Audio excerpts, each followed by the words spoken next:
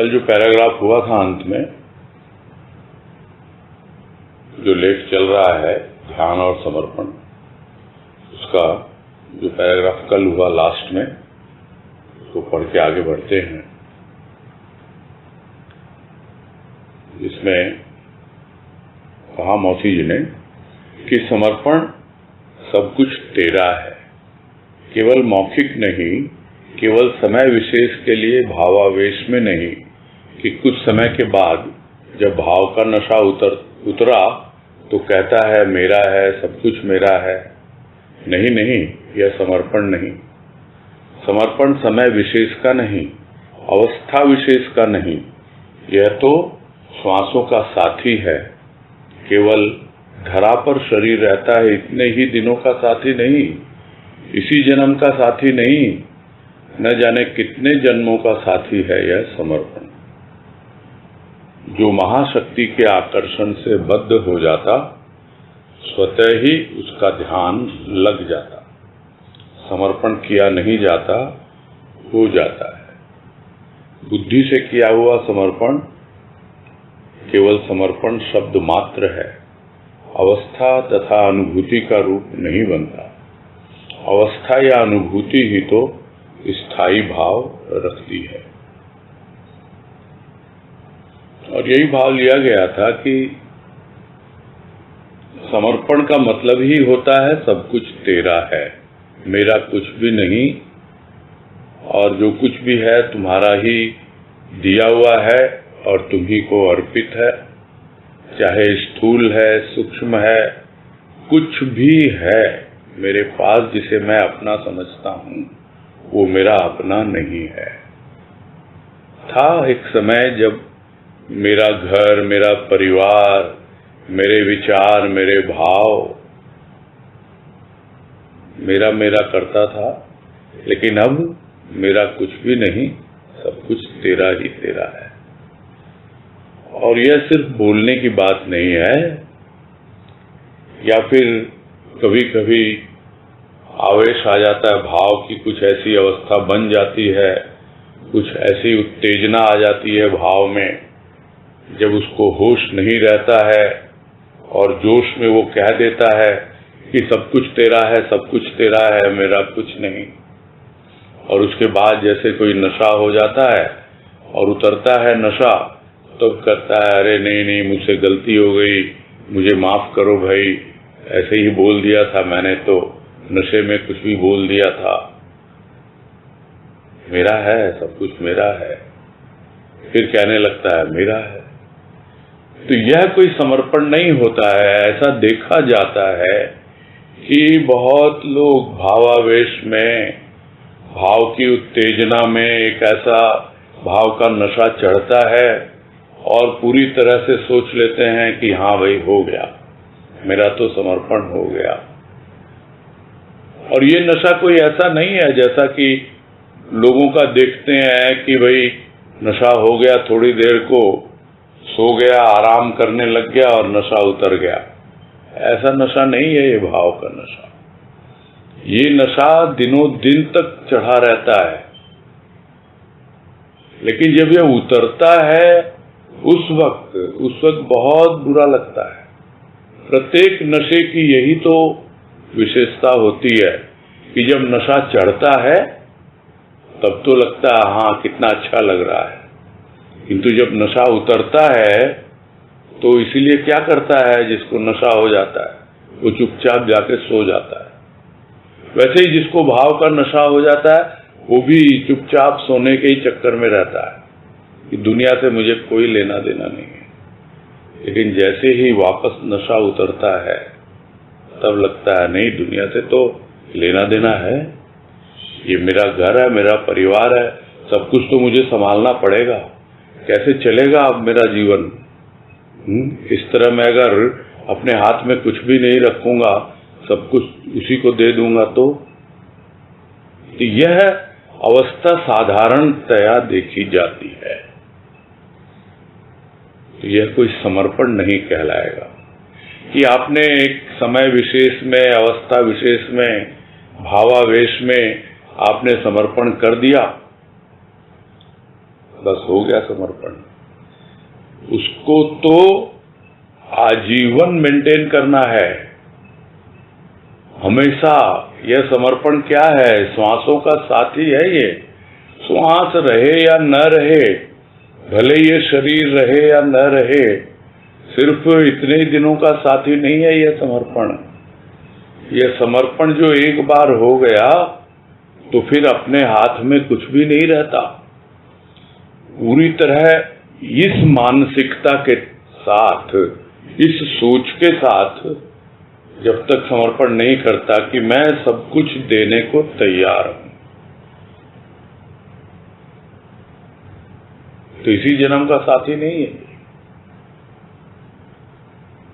और जन्म पूरा हो गया, शरीर छोड़ दिया, उसकी कृपा हुई तो उसी में समा गया।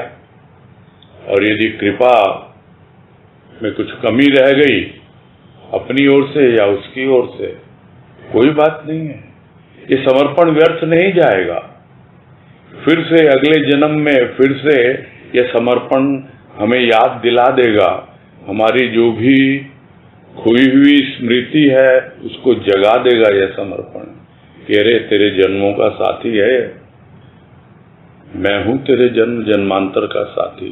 पिछले जन्म में तुमने समर्पण किया था, इसीलिए तो ये आया है तुम्हारे सामने संत बनकर, सद्गुरु बनकर। इस बार मत चूक जाना, इस बार बिल्कुल सोच समझकर अच्छी तरह से समर्पण करना, ताकि फिर से जन्म लेना ही ना पड़े। तो समर्पण का यह रूप बनता है। और स्वाभाविक है, जो उस महाशक्ति के आकर्षण में बंध जाता है। आकर्षण में कैसे बंधेगा? आकर्षण किसका होता है? कौन है खींचने वाला? कौन सी डोर से बंधते हैं हम? वो है प्रेम की डोर। गोपियां खींची चली जाती थी कृष्ण के पास, क्या आकर्षण था। और कृष्ण को आकर्षण का इनाम दिया जाता है। क्यों? क्योंकि गोपियों को प्रेम था कृष्ण से, प्रेम में बंधी हुई थी। और वो कृष्ण, उसे आप महाशक्ति का नाम दें, परमात्मा का नाम दें, कुछ भी नाम दें, जब उसके आकर्षण में कोई बंध जाता है और अपने सद्गुरु को, संत को उस परमात्मा के रूप में, उस महाशक्ति के रूप में अनुभव करता है, तो अपने आप ही उसका ध्यान लग जाता है। तो एक प्रोसेस तो है, आप ध्यान लगाइए तो हो सकता है आपको कुछ समझ में आए कि ध्यान में अभी कुछ कमी रह गई है। फिर जब आप समर्पण करते हैं तो आपको समझ में आता है कि इसमें प्रेम प्रधान है, उसका आकर्षण प्रधान है। तो इस आधार पर यदि समझा जाए तो यही समझ में आता है कि समर्पण बिना भक्ति के नहीं होता, और ध्यान बिना अपने आप को देखना, दृष्टा भाव से, क्या मन बुद्धि चित्त अहंकार इन सब की स्थिति है, उसके बगैर नहीं होता। किंतु एक बार जब उसका आकर्षण जीवन में आ जाता है तो उसके बाद समर्पण भी सहज हो जाता है और ध्यान भी सहज हो जाता है। तो इसीलिए अगले वाक्य में कहा कि समर्पण किया नहीं जाता है, हो जाता है। क्योंकि प्यार किया नहीं जाता है, हो जाता है। तो जो महाशक्ति के आकर्षण में बंधा हुआ है उसको प्यार है उसके साथ, और जब प्यार हो गया तो प्यार किया तो उसके बाद समर्पण कहीं दूर थोड़ी है, अपने आप हो जाएगा। बस प्यार को और परवान चढ़ने दो और आगे बढ़ने दो। जिसका आकर्षण जितना और बढ़ता चला जाएगा उतना ही समर्पण की अवस्था सहज होती चली जाएगी। तो यदि कोई बुद्धि बल पर समर्पण करे तो वो तो एक उसके लिए शब्द मात्र है। क्योंकि जो ध्यान में बैठते हैं, ध्यान लगाते हैं, उसमें तो फिर भी थोड़ा बहुत बुद्धि का काम रहता है, किंतु समर्पण में बुद्धि का काम नहीं है। समर्पण तो टोटैलिटी में होता है, पूर्ण रूप से होता है। ये भी नहीं कि ये हृदय का काम है, ये भी नहीं कि ये अहंकार समर्पित कर दिया, मैं तो भक्त हूं, मेरा अहंकार नहीं है। सिर्फ अहंकार समर्पित करने से ही पूरा समर्पण हो जाएगा, ऐसा नहीं है। समर्पण तो टोटल है, पूरा स्थूल सूक्ष्म कुछ भी नहीं मेरा, सब कुछ तेरा ही तेरा है। तो अगर बुद्धि बल पे अगर समर्पण करेंगे तो वो तो सिर्फ एक शब्द रह जाएगा। किंतु हाँ, जिसकी कुछ अवस्था ऐसी बनती है, और जब तक अवस्था नहीं बनती तब तक उसको अनुभूति नहीं होगी, और जब तक अनुभूति नहीं होगी तब तक वो अपनी अवस्था को समझ भी नहीं पाएगा, और जब समझ नहीं पाएगा तो फिर समर्पण कैसे कर पाएगा। तो इसलिए समर्पण सिर्फ बोलने की बात नहीं है, मौखिक नहीं है। समर्पण सिर्फ बुद्धि के द्वारा नहीं होता है। जब तक प्राणी की वो अवस्था नहीं बनती, उस तरह की अनुभूति उसे नहीं होती, तब तक समर्पण जो होगा वो एक भावावेश में हो सकता है, समय विशेष में हो सकता है, क्षणिक हो सकता है। किंतु जब अवस्था या अनुभूति बन जाती है तब जाकर वो स्थायी होने के उसकी संभावना बनती है। यानी अवस्था या अनुभूति यही तो स्थायी भाव रखती है, अन्यथा स्थायी नहीं हो पाता है समर्पण। यही समझने की बात है इस पैराग्राफ में। और आज कह रहे हैं समर्पण में मुक्त भाव भी है और अपनत्व भी। मुक्त है जगत से, जन्म मरण के बंधन से, अपने हृदय के संस्कारों से, सुख से, दुख से, और अपनत्व है शक्ति से, सत्य से, साकार से, निराकार से। यह अपनत्व ही तो वह तत्व है जो तू है वही मैं हूं, जो तेरा है वह सब कुछ मेरा है, जो कुछ मेरा है वह मेरा कुछ नहीं, सब तेरा है। तेरा कहकर भार मुक्त है तेरा भक्त, प्रमुदित होता है उसका हृदय जब तेरा भाव, तेरी शक्ति सम्मुख आती है। तो समर्पण जब हो जाता है तो मुक्त तो होता ही होता है, और एक अपनापन कहें या उसको बंधन कहें, क्योंकि प्रभु के साथ बंधन बंधन नहीं कहलाता है। वो प्रेम का बंधन वो इतना व्यापक है कि उसमें सारी सृष्टि समाई हुई है। तो क्या उसको हम सीमित बंधन कहेंगे? यह जो दुनियादारी का बंधन है, जो संस्कारों का बंधन है, जो जन्म मरण का बंधन है, यह सीमित है। किंतु जो प्रभु के प्रेम का बंधन है, जिसमें उसे अपनापन लगता है, एक अपनत्व लगता है, वो बंधन होकर भी बंधन नहीं है। वो तो एक ऐसा वंदन है, एक ऐसी पूजा है, उपासना है कि भले ही भक्त का समर्पण हो गया पूरी तरह से, लेकिन वो उसके प्रेम और भाव से दूर नहीं होता। उसकी पूजा और उपासना अहर्निश अपने आप चलती रहती है, उसका भजन प्रकृति से जुड़ जाता है। तो इस प्रकार समर्पण में सब कुछ करते हुए भी वो कुछ नहीं करता, एक अकर्ता का भाव अपने आप आता है। बंधा हुआ होकर भी वो मुक्त है, एक ऐसी अवस्था बनती है। तो प्रथम तो वो मुक्त होता है जगत से, यानी दुनियादारी में जो लगा हुआ रहता है उससे मुक्त होता है और धीरे धीरे मुक्त होता है। जो आवागमन का चक्र है वो कट जाता है उसका, वो एक बंधन है, वो एक श्रृंखला है, एक साइकिल है। वो साइकिल जो है वो कट हो जाती है तो जन्म मरण के बंधन से बाहर निकल जाता है। इसके पहले तक वो बंधा हुआ है अपने संस्कारों से, अपने प्रारब्ध से। इस जन्म के संस्कार, पूर्व जन्म के संस्कार जो प्रारब्ध के नाम से जाने जाते हैं, तो उन सब से बंधा हुआ रहता है और इसीलिए उसके जीवन में सुख और दुख दोनों आते रहते हैं, जाते रहते हैं। दुख कोई नहीं चाहता, सुख हर कोई ही चाहता है। और यही तो विडंबना है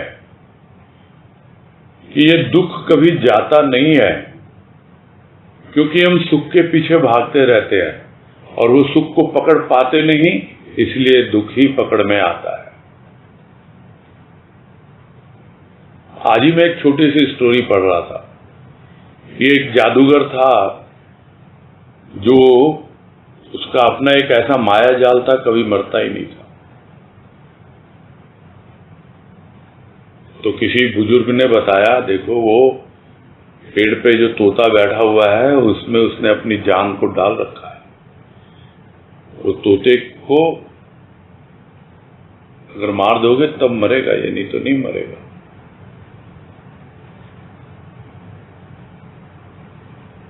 तो हम मारना तो चाहते हैं दुख को, किंतु उस दुख ने अपनी जान डाल रखी है उस सुख रूपी तोते पर।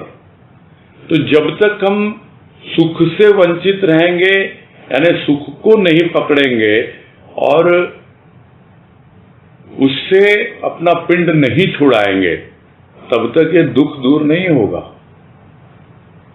ये बड़ी विचित्र एक थ्योरी है। सुख की चाह की बात करते रहते हैं लोग। आप सुख को तो अंगीकार करने के लिए तैयार हो, स्वीकार करने के लिए तैयार हो, और दुख को दुत्कारते रहते हो।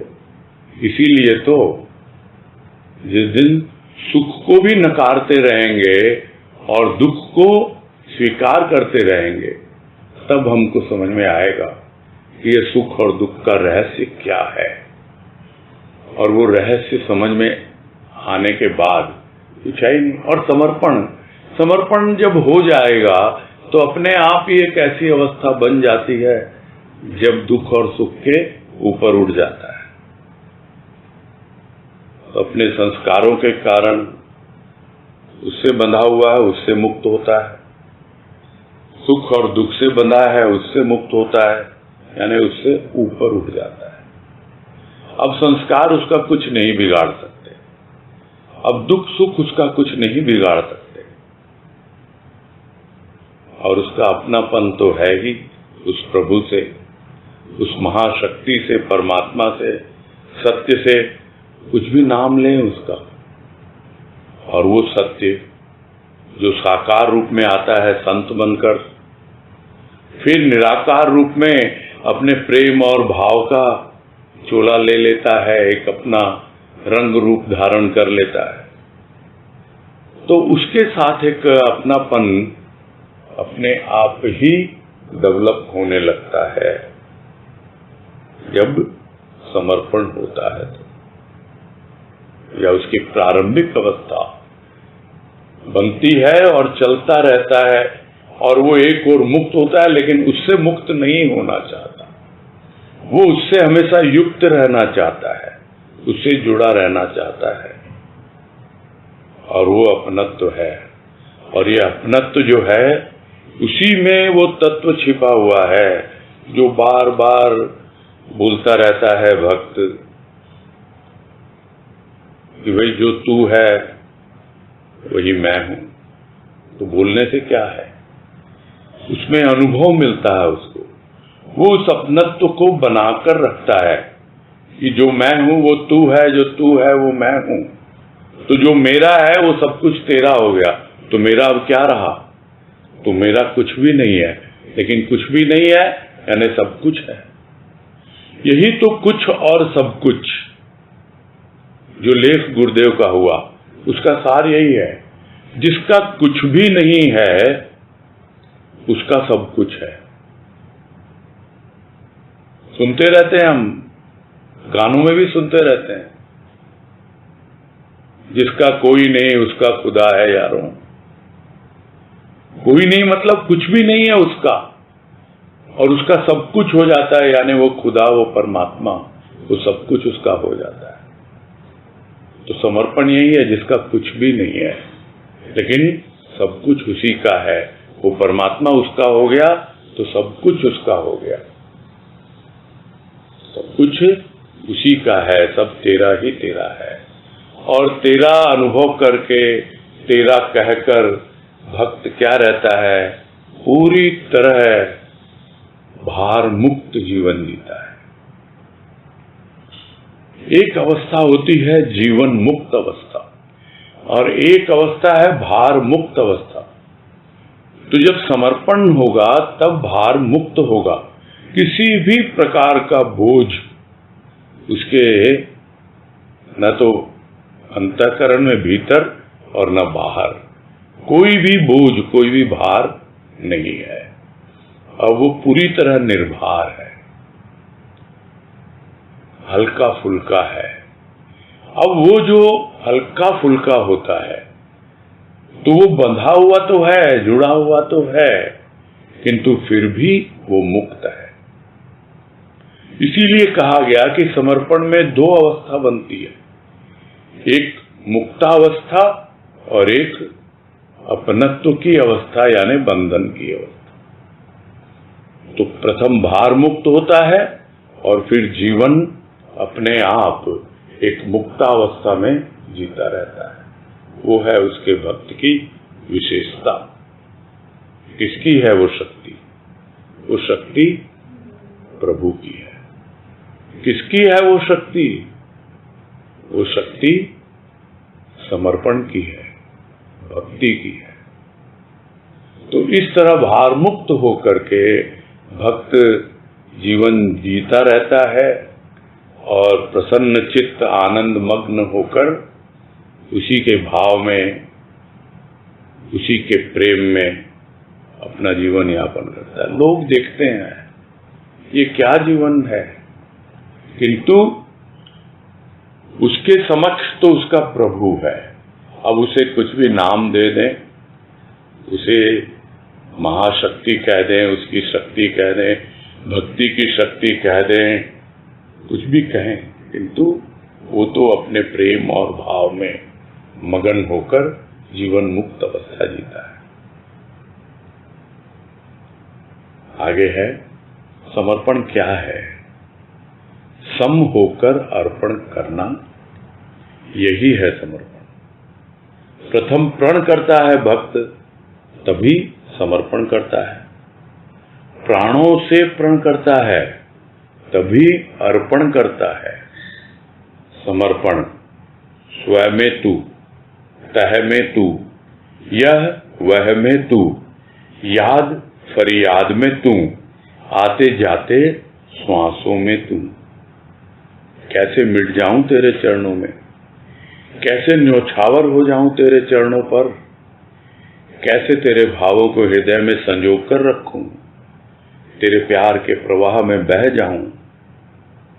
ये अनमोल श्वास तेरे नाम जप में लगाऊं।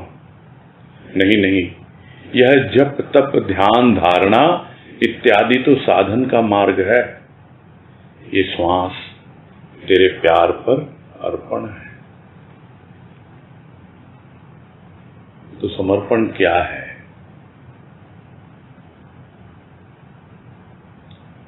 कितने ही रूप है समर्पण के। कहीं से भी शुरू करें, जहां से शुरू करेंगे वहीं पहुंचेंगे, तब समर्पण पूरा होगा। शुरू करेंगे, श्वास आ रही है, जा रही है, एक एक श्वास पर तुम्हारा सुमिरन हो रहा है, तुम अनुभव में आ रहे हो, श्वास श्वास में तुम्हारे प्रेम और भाव की अनुभूति हो रही है, तो और क्या चाहता है उसका प्रभु? यही तो चाहता है कि एक ऐसा जीवन जिए ये कि हमेशा समभाव में जीवन व्यतीत होता रहे। समभाव क्या है? अक्सर हम समझते हैं कि दुख और सुख को समान समझे, नहीं। समभाव दुख और सुख से ऊपर उठ के जिए, जो अभी थोड़ी देर पहले बात हो रही, सुख और दुख के बारे में, कि अब मैं सुख और दुख से ऊपर उठ चुका हूं और अब मैं पूरी तरह अपना जीवन तुमको अर्पित कर रहा हूं। तो शुरुआत कहां से होती है? श्वास श्वास पे उसका सुमिरन है, और फिर प्रण करता है भक्त, यानी प्रतिज्ञा करता है, किसी के सामने नहीं, अपने आप से, भीतर ही भीतर, भाई मेरा जीवन बस अब तुमको समर्पित हो गया, अब कोई इधर उधर नहीं, जरा सा हिलना डुलना नहीं, पूरे होशो हवास में भगवान को नाजिर हाजिर जानकर मैं तुमको समर्पित हूं। यह है प्रण, प्रतिज्ञा, और उससे हिलता नहीं है। यही तो भक्ति की महानता है कि भक्त भक्ति करते करते उस एक ऐसी अवस्था में पहुंच जाता है जहां पर वो दुख सुख से ऊपर उठकर प्रण करता है कि हां, अब सब कुछ तेरा है। और ये प्रण प्राणों का है, क्योंकि प्रारंभ कहां से हुआ? श्वासों से। श्वास प्राणों का आधार। अब प्राणों से प्रण है कि जब तक ये प्राण है, श्वास आ रही है, जा रही है, इन प्राणों में तेरा प्रेम और भाव हमेशा प्रवाहित होता रहे, वायु के रूप में। और अब सब कुछ तुम्हें ही अर्पण है। और क्या है समर्पण? स्वयं तू, यानी पहले मैं तुझे कहां देखता था? किसी तस्वीर में, किसी मूर्ति में, वो तेरा स्थूल रूप था। फिर तुझे कहां देखता था? प्रेम में, भाव में, वो तेरा सूक्ष्म रूप था। अब वो भाव कहां लेके आ गया मुझे? वो तू ही तो है, वो भाव जो मुझे स्वयं तक लेके आ चुका। तू स्वयं में तू है, तू भाव, तू स्वयं में है। और एकदम जितनी गहराई से गहराई अनुभव करता है प्राणी, पूरी तह में तू है। एक तह गहराई, जैसे सागर की गहराई होती है। एक तह होता है कि हमारे विचारों के एक एक, जिसको कहते हैं तह बनी हुई है, एक लेयर है, सतह जिसको कहा जाता है। वो स्वतः अपने आप ही वो सतह हटती चली जाती है जब समर्पण होता है, और वो अपने आप को प्रकट करता रहता है। यह में, वह में, हर अवस्था में, याद में, फरियाद में, आते जाते श्वासों में। तो श्वासों वाला पॉइंट हमेशा बना रहेगा, बना रहेगा, बना रहता है, क्योंकि अंतिम समय यही तो है, ये श्वास। यही तो आ जाएंगे इन पंखों में प्राण पखेरु। उड़ने को व्याकुल हो जाएंगे। प्राणों का प्रण है और श्वासों में वो बसा हुआ है, बाकी क्या रह गया। भक्त यही अनुभव करता है, अब मेरा जीवन, अरे मिट जाऊं पूरी तरह से, तेरे चरणों में न्योछावर हो जाऊं, तेरे चरणों पर। क्या करूं मैं, किस प्रकार तेरे भावों को संभाल के रखूं, संजो कर रखूं, कैसे तेरी देन की महिमा गाऊं।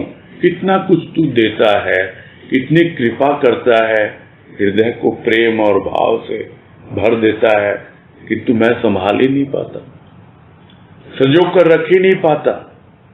तो कैसे संजो कर रखूं, बह जाता हूं तेरे प्यार, बहक जाता हूं, संभाल नहीं पाता हूं। संभाल, तू संभाल मुझे, मैंने तो समर्पण कर दिया तुम्हारे चरण। अब ये अनमोल श्वास तेरे ही अर्पण है। लोग कहते हैं श्वास पे उसका नाम जप करो, श्वासों के मनके पे माला लगा के जपो। नहीं, ये सब तो जप तप ध्यान धारणा, ये जो उस रास्ते में चलते हैं, उस साधन को अपनाते हैं, उनके लिए है। मेरे लिए तो ये प्यार ही प्यार, ये भाव ही भाव, ये श्वास श्वास में आता है और जाता है, यही है मेरा समर्पण। एक एक श्वास तुझे अर्पित है। जब जाती है बाहर तो तेरे चरणों को स्पर्श करती है, और वापस लौट के आती है तो तेरे चरणों से वो भाव की सुगंध लेके आती है। ये बन जाता है भक्त का जीवन समर्पण के पश्चात। आगे है, जब भक्त वरण करता है अपने प्रभु को तो पूर्ण समर्पण का भाव प्रदान करता है उसका प्रीतम। गीता में कहा है, अर्जुन धन जन तो मैं सबको देता हूं, कितनो अपना भाव तो मैं किसी किसी को देता हूं। किसी किसी को, हाँ, यही तो पूर्ण समर्पण है। प्रभु अपनी शक्ति देता है भक्त को, भक्त अपना सब कुछ अर्पण करता है। भक्त का समर्पण, भगवान का समर्पण, दोनों ओर समर्पण समर्पण। भक्त प्रभु के ध्यान में मस्त, प्रभु अपने भक्तों के प्यार भाव में मस्त। दोनों ओर ध्यान, दोनों ओर समर्पण। तो जब भक्त वरण करता है अपने प्रभु, यानी उसको सब कुछ मान लिया, वही उसका सब कुछ है। जैसे कन्या ने वरण कर लिया वर का, वैसे ही भक्त ने वरण कर लिया अपने प्रभु का। और जिस तरह वरण करने के बाद वर के प्रति पूरी तरह समर्पित हो जाती है कन्या, उसी तरह भक्त समर्पित हो जाता है अपने प्रभु के प्रति। तब जाकर पूर्ण समर्पण का भाव मिलता है उस प्रीतम परमात्मा का। गीता में भी कहा है, भगवान ने यही उदाहरण लिया है कि भी धन जन तो सबको देता हूं मैं, किंतु अपना भाव वो तो किसी किसी को देता हूं। तो हम जो इतने भाग्यशाली हैं कि प्रभु की कृपा से हमको भाव तो मिल गया, तो हम उस किसी किसी में तो शामिल हो गए, किंतु अब वो किसी किसी जो है कुछ इस अवस्था तक पहुंचना चाहिए ना कि पूरी तरह समर्पण घटित हो जाए। कि पूर्ण समर्पण यही है कि तुम अब वरण कर लो अपने प्रभु का, प्रण कर लो, प्राणों का प्रण कर लो कि भाई अब तो मुझे सम होकर अर्पण करना है अपने आप को प्रभु को, तब जाकर प्रभु अपनी शक्ति देता है भक्त को। और भक्त क्या रह गया उसके पास? सब कुछ अर्पण कर देता है, कुछ भी नहीं बचा। तो दोनों ओर से अर्पण होता है। जिस तरह दोनों ओर से प्रेम होता है, एक तरफा नहीं होता प्यार, उसी तरह दोनों ओर से अर्पण होता है, समर्पण होता है। भक्त करता है भगवान को अर्पण और भगवान करता है भक्त को अर्पण, क्योंकि अब दोनों में आ गई समता। और यह है सम होकर अर्पण करने का दूसरा रूप। एक सम होना यानी दुख सुख से ऊपर उठ करके अर्पण करना, और एक सम होकर अर्पण करना यानी मैं और मेरा प्रभु दोनों में कोई अंतर नहीं। जो मैं हूं वो तू है, जो तेरा है वो मेरा है, उसी रूप में अर्पण कर देना।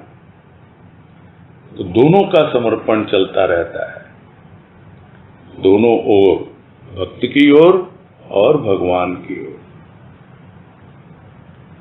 एक ओर तो भक्त प्रभु के ध्यान में लगा रहता है और दूसरी ओर प्रभु भी अपने भक्त के ध्यान में लगा रहता है।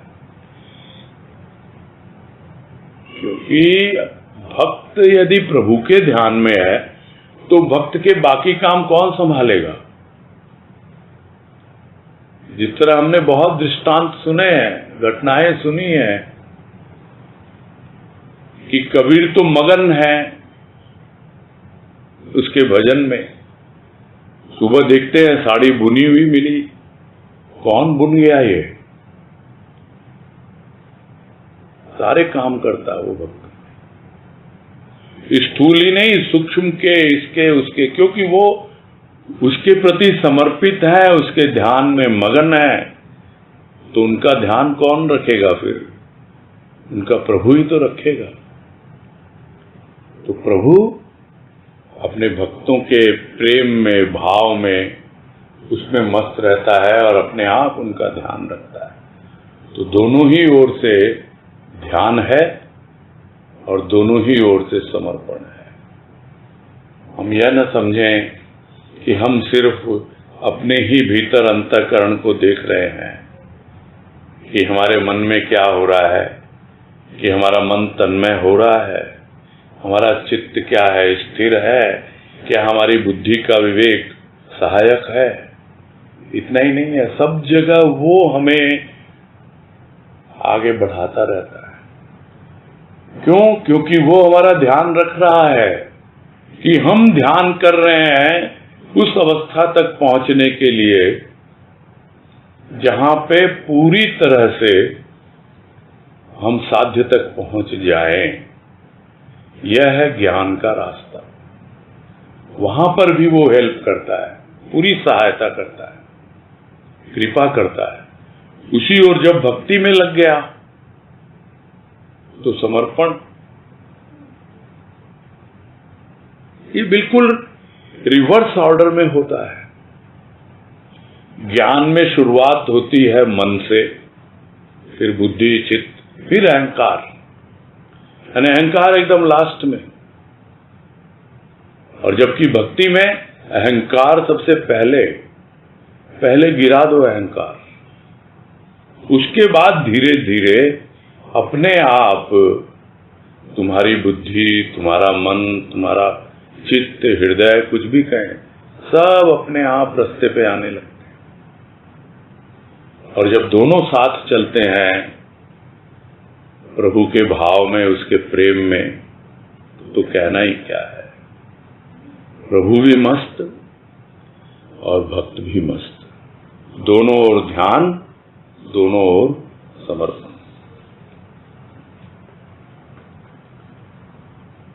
और आगे कह रहे हैं, ये इसका अंतिम पैराग्राफ है लेख का। मेरे देव, तू दे रहा है, मैं ले रहा हूं, तेरे भावों को लेकर मैं चल रहा हूं, तू चला रहा है मुझे, हाथ पकड़कर ले जा रहा है प्रकाश स्तंभ की ओर। तेरा आधार पाकर हृदय की एक एक वृत्तियों के गुंठन खुल रहे हैं।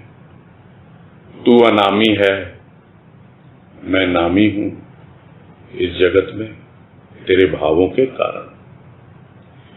इस हृदय की चाह भी यही है कि मैं भी अनामी हो जाऊं और तू नामी हो जाए।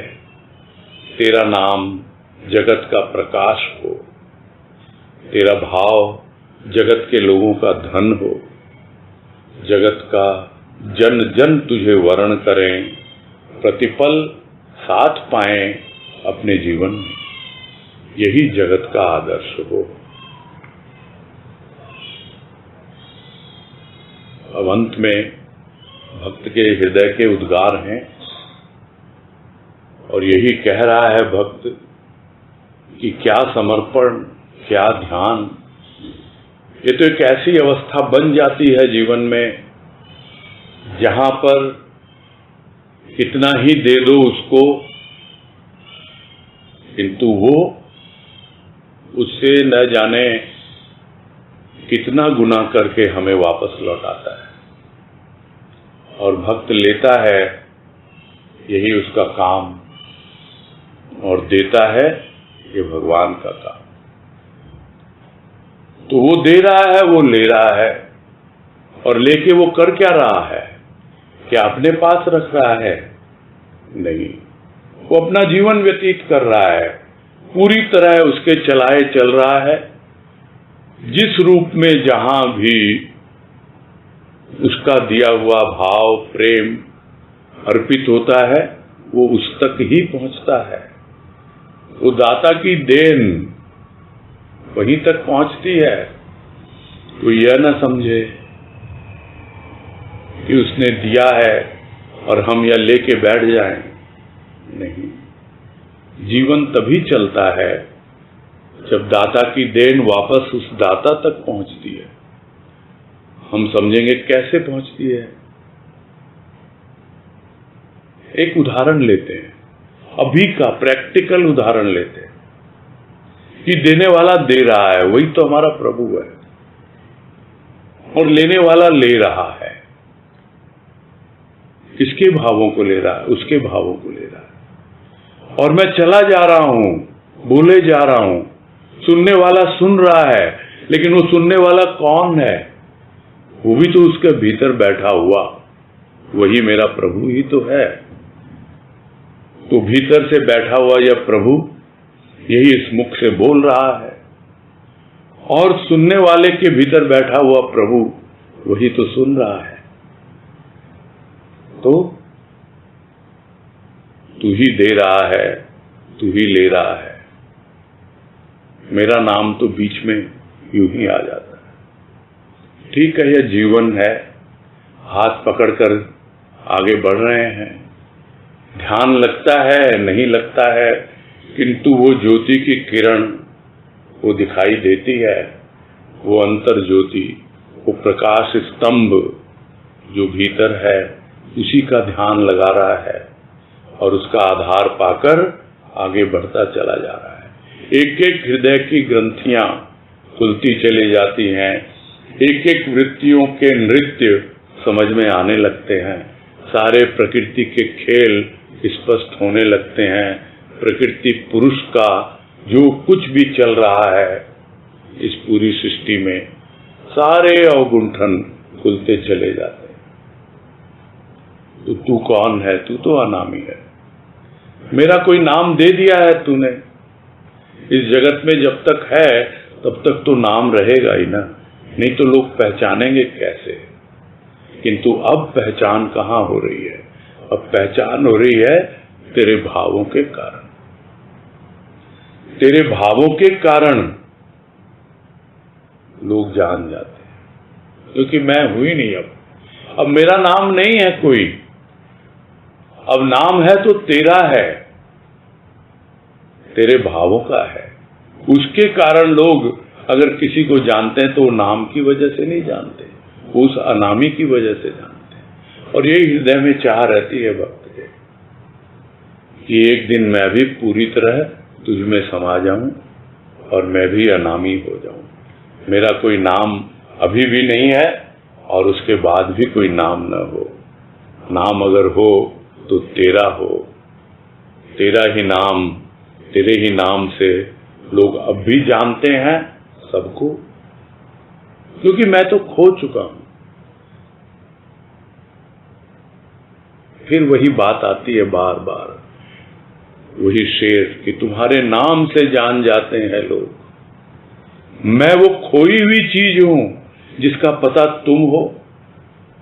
मेरा नाम तो खो गया, कहां चला गया पता नहीं। और कोई अगर मेरा पता ढूंढे तो कहां मिलूंगा मैं तो तुम्हारे ही दरो दीवार में, दरवाजे में, कहीं तुम्हारे चरणों में बैठा हुआ मिलूंगा। कोई खोजे मुझे नहीं मिल पाएगा। हां, यदि तुम्हारे नाम को जान ले तो अवश्य ही वो पहचान लेता है। कोई नाम चाहता नहीं है, उस अनामी में ही समा जाना चाहता है। तेरा नाम जगत का प्रकाश हो तो तू है कौन? तू तो अनामी का नाम है। और तेरा भाव बस वही सबकी धन संपत्ति हो, उसी को लोग जान पाए, पहचान पाए, यही भक्त की चाह हमेशा रहती है। यह दुनियावी धन, भौतिक धन, इसमें क्या आने जानी है? वास्तविक धन तो परम धन है, वो भाव का धन। और भाव के जगत में जब पहुंचेगा तब उस धन से परिचय होगा। यही चाहता है भक्त कि तेरा नाम ऐसा हो कि जगत में प्रकाश फैल जाए, तेरा भाव ऐसा हो कि लोगों को लगे यही मेरा परम धन है। और प्रत्येक प्राणी संसार का, एक एक प्राणी तुम्हारा ही वर्ण करें, तुम्हें ही अपनाएं और हर पल तुम्हारे साथ अपना जीवन यापन करें, समर्पित हों, तुम्हारे ही ध्यान में मगन रहें। और यही आदर्श लेकर पूरी सृष्टि, पूरा संसार, यह जगत अपना जीवन यापन करे। भक्त यही चाहता है, कुछ और नहीं है। मैं तो एक निमित्त मात्र हूं, मैं तो एक माध्यम हूं। तू दे रहा है, मैं ले रहा हूं और भावों को लेकर चले जा रहा हूं। तू लुटा रहा है, तुम्हारी वस्तु तुम्हें ही अर्पित।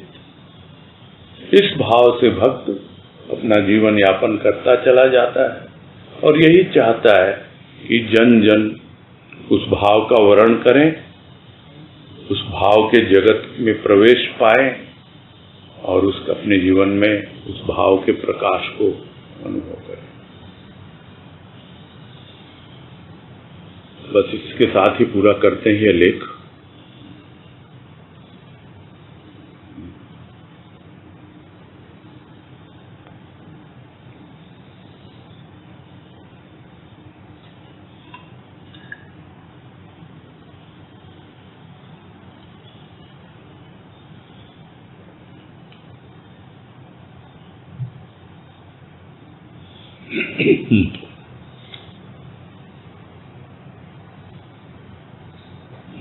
अजय बंसल बोलिए।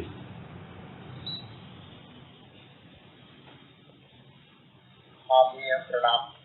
हाँ नमस्कार, बोलिए।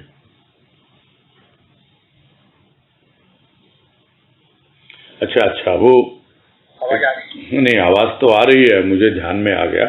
हाँ, आज थोड़ा सा समय है, उस दिन समय नहीं था। हाँ, तो आपको भी ध्यान रहा और मुझे भी ध्यान में आ गया। हाँ जी, अगर आप संक्षेप में बोलिए, फिर से रिकॉल कर लेते हैं उसको। वही थोड़ा थोड़ा समेट तो रहे हैं, क्योंकि ये जो आप बताते हैं कि थोड़ा समय देना ये सब चीजों के लिए, तो अच्छा भी लग रहा है। तो और समेटना चाहते हैं अपने आप को दुनियादारी से, और कई बार लोगों की नाराजगी देखी जाती है। तो इस तरह से एक बैलेंस वे में इस चीज को करें, यही पूछना था। कई बार लगता है कि मतलब संसार में है, थोड़ा फैमिली का भी ध्यान रखना है, और तो एक जो क्लियर कट वो नहीं हो पाता है। नहीं, उसके पीछे मैं आपका समझ गया। देखो क्या है कि नाराज क्यों होगा कोई? नाराज तभी होगा जब आप जो उसकी केयर करनी है वो नहीं करोगे, अन्यथा कोई नाराज नहीं होता है।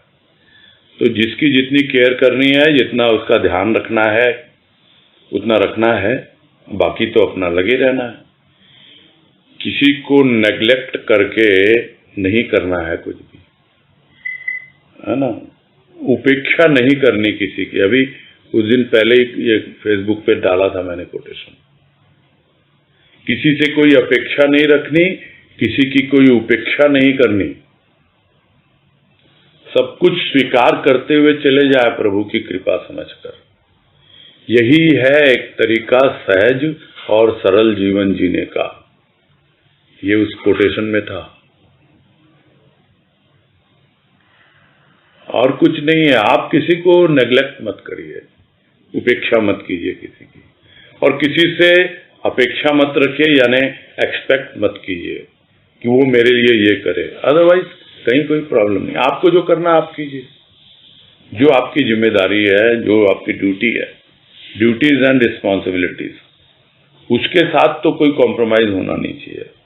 वो करते जाएंगे। और जहां तक इन्वॉल्वमेंट का बात होता है, ज्यादातर हम क्या करते हैं कि अननेसेसरली इन्वॉल्व होते हैं दूसरों के अफेयर में, और इन्वॉल्व भी नहीं होते, हम कुछ ऐसे इंडल्ज हो जाते हैं और उसमें फंस जाते हैं। तब फिर क्या होता है, नाराजगी होती है। तो हम फंसे हुए हैं, ये है। पहले तो आप बहुत देखते थे, क्योंकि थे। अब समझा दो भाई, मेरी प्रायोरिटीज थोड़ी चेंज हो रही है, आपको जो आवश्यक है सब कर रहे हैं। सीधी सीधी बात है। ये समस्या कोई नई नहीं है, सबके साथ आती है। लोगों को क्या चाहिए? लोगों को ये चाहिए कि आप उनको नेग्लेक्ट न करें, उनका केयर करें, जो भी उनकी रिक्वायरमेंट है फुलफिल होती रहे। वो अपने में मस्त हैं, आप अपने में मस्त हो, बस।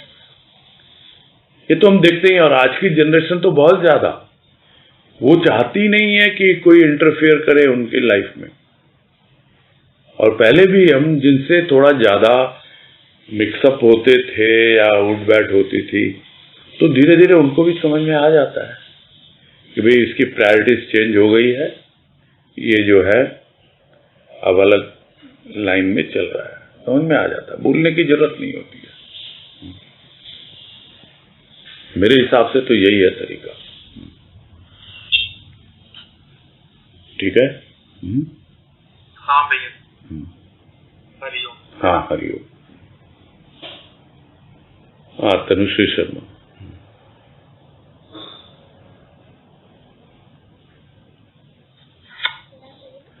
हाँ नमस्कार, बोलो।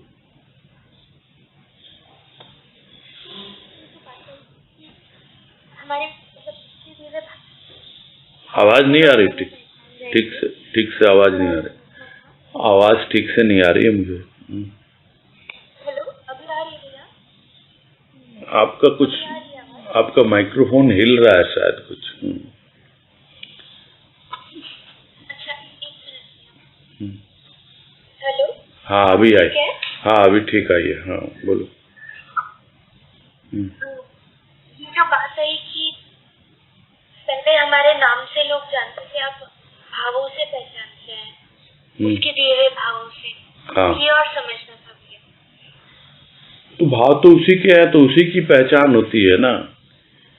और कौन जानता है नाम में क्या रखा है? नाम क्या हम लेके आए थे क्या? नाम तो हमको दिया किसी ने, हमारे माता पिता ने, बड़े बुजुर्गों ने। कोई भी नाम है वो तो एक संकेत मात्र है।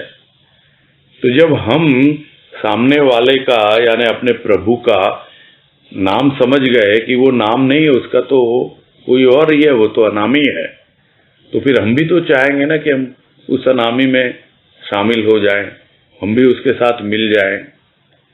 तो यही चाह है। तो सिर्फ भाव ही हमारी पहचान होती है, उसके अलावा कोई पहचान नहीं होती है। ये है उसका कहने का मतलब।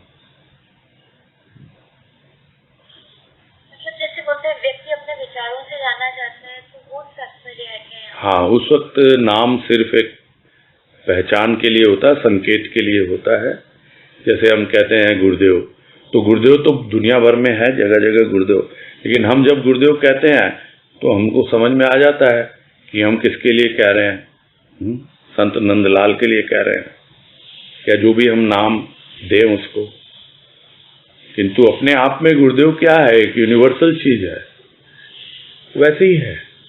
भाव एक यूनिवर्सल चीज है अपने आप में, किंतु जब हम भाव की बात करेंगे तो हमको समझ में आ जाएगा ये गुरुदेव का ही सूक्ष्म रूप है। तो उसी की पहचान होती है और उसी के द्वारा जाना जाता है कोई भी, कि तुम्हारे नाम से मुझे जान जाते हैं लोग। इसका मतलब क्या है कि तुम्हारा नाम क्या है? सूक्ष्म है, तुम अनामी हो। भाव रूप में जब अनुभव में आते हो और वो भाव जब लोगों को स्पर्श करता है तब तुम्हारी पहचान मिलती है और उसी से मुझे जानते हैं लोग। ये है सब बातों का सार। अच्छा, ये मतलब ऐसे समझ में आ रहा था कि जैसे कि गुरुदेव के भाव विज्ञान हम जब अपनाएंगे तो लोगों को अपने आप समझ में आ जाएगा कि गुरुदेव के भक्त हैं। जी जी, हाँ वही बात है। हाँ भाई, हरिओम भैया। हाँ हरिओम। हाँ मधु मुंद्रा।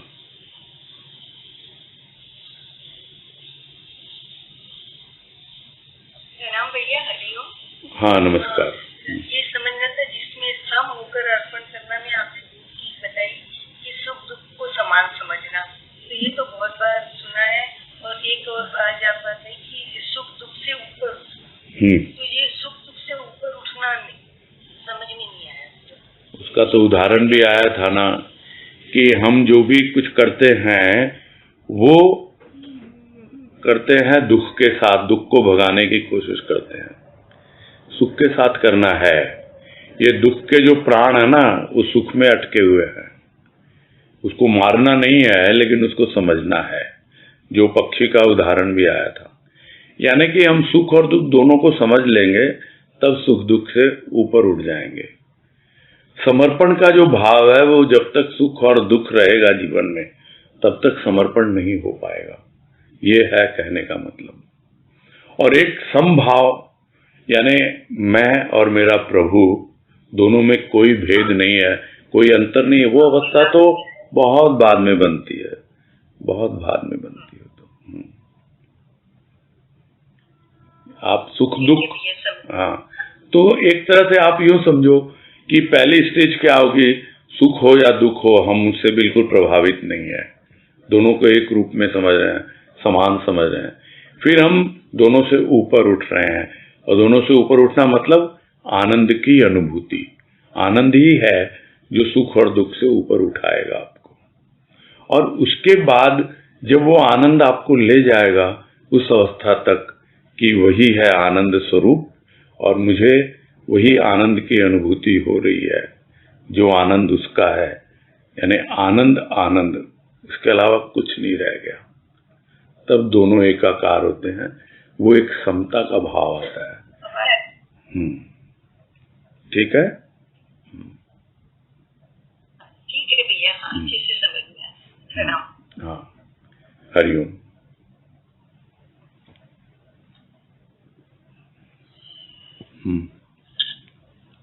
तो और कोई हैंड रेज भी नहीं दिख रहा है। पूरा करते हैं फिर। सबको हरिओम। हरिओम हरिओम हरिओम हरिओम सबको हरिओम। हरिओम हरिओम।